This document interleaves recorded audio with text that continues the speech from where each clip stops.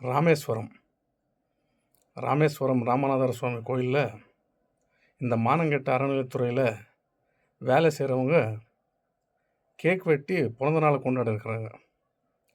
பிறந்தநாள் கொண்டாடுற இடமா அது? அதுவும் கேக்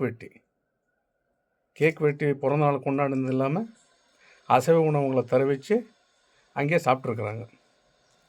இந்த மாற்று மதத்தவங்கள அந்தந்த மதத்தை சார்ந்தவங்கள மட்டும்தான் அறநிலையத்துறையில் வைக்கணும்.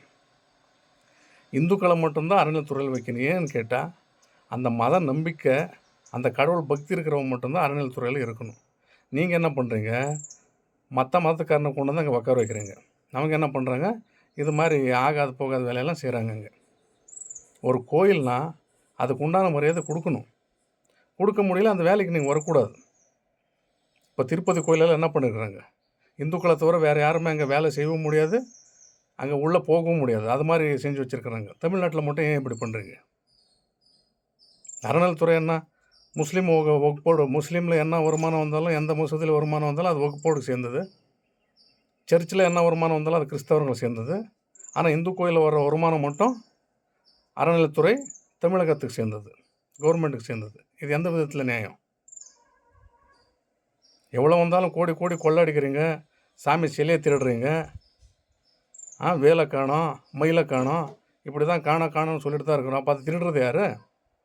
அறநிலையத்துறை என்னத்துக்கு போட்டிங்க? அங்கே இருக்கிறவங்க அந்த துறையில் யாரும் திருடக்கூடாதாங்க வாங்கன்றதுக்காக தான் அவங்கள அறநிலையத்துறையை போட்டது. அந்த அறநிலையத்துறையை திருடும்போது என்ன பண்ணுறது? மக்கள் கொஞ்சம் கூட, நம்ம இந்து மக்கள் என்ன பண்ணுறாங்கன்னா, யார் என்ன செஞ்சாலும் அதை தட்டி கேட்குறதும் இல்லை, அதை எதிர்த்து பேசுகிறதும் இல்லை. யார் நம்மளை குழி வெட்டி, யார் குழியில் தள்ளுறனா அந்த குழி வெட்டி தள்ளுறவனே தூக்கி பிடிச்சிக்கினே போகிற ஒரு கூட்டம் இருக்குன்னா அது எங்கள் கூட்டம் தான். இனிமேலாவது மாறுங்க. அந்த அறநிலையத்துறையை சேர்ந்த அதிகாரிங்க அந்த 2 பெண்களை உடனடியாக வேலையிலேருந்து அவங்கள சஸ்பெண்ட் பண்ணணும்.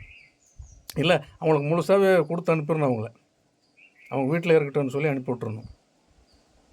கோயில் வளாகத்தில் இருந்துக்கிட்டு என்ன வேலை செய்யணும், என்ன வேலை செய்யக்கூடாதுங்கிறது இது இல்லையா?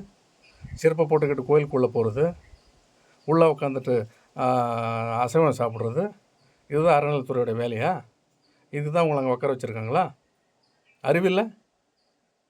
நீ பிறந்தநாள் கொண்டாடினா எங்கேயோ போய் வெளியில் பீச்சிலையோ பார்க்லையோ எங்கேயோ ஒரு இடத்துல கொண்டாடணும். கோயில் வழக்கம் தான் கிடச்சிது அதுக்கு. என்ன திமிரு இருக்கணும் உங்களுக்கு? இப்படி பண்ணிட்டு போனால் வெளியில் சும்மா விடங்கிற பயம் இருந்தால் சரியாக போட்டிருக்கு. உங்களுக்கு அப்படி இல்லையே. எவன் கேட்க போகிறான்? நம்மளை தானே எல்லாமே அப்படிங்கிற கணக்கில் செய்கிறீங்க. யாரை வேணாலும் எதிர்த்து என்ன வேணாலும் பண்ணலாம். ஆனால் ஆண்டவனை எதிர்த்து எவன் இன்னமும் பண்ண முடியாது. மனுஷன் அடிக்கிற அடியாக தாங்கலாம், ஆனால் ஆண்டவன் அடிக்கிற அடியை எவனாலும் தாங்க முடியாது. கூடிய சீக்கிரம் அந்த ஆண்டவனே உங்களுக்கு அதுக்கு உண்டான பனிஷ்மெண்ட் கொடுப்பான். அந்த தண்டனை நீங்கள் அனுபவிப்பீங்க. ராமநாதபுரம் அங்கே இருக்கிற அறநிலையத்துறை செஞ்ச அராஜகம் இது. அந்த ராமர் உடனடியாக உங்களை தண்டிப்பார். எல்லாம் அந்த ராமர் மேலேயே பாரத்தை போட்டு விட்டுறோம்.